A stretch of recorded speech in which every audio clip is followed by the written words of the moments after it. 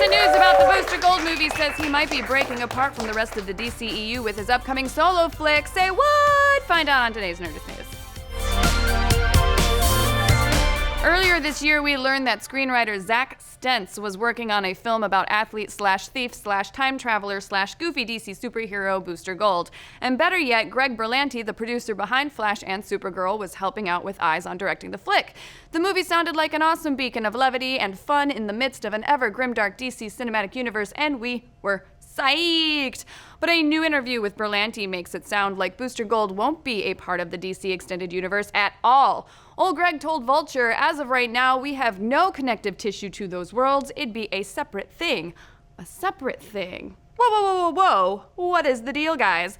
Does he just mean it'll feel separated from the main action of the cinematic universe, like Ant-Man or Guardians of the Galaxy over at Marvel?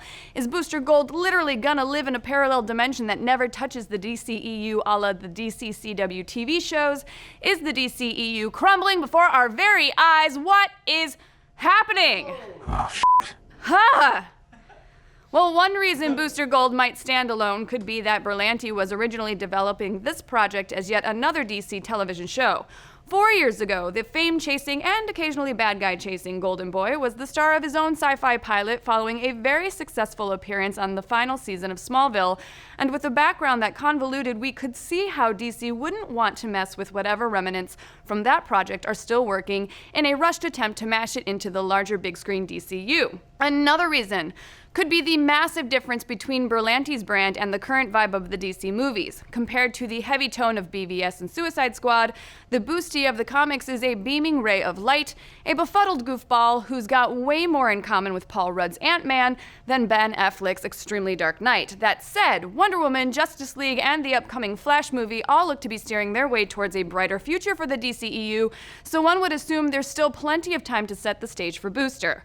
No matter what the reasoning is, the fact that WB is even considering a disconnected DC flick is weird at best and troubling at worst.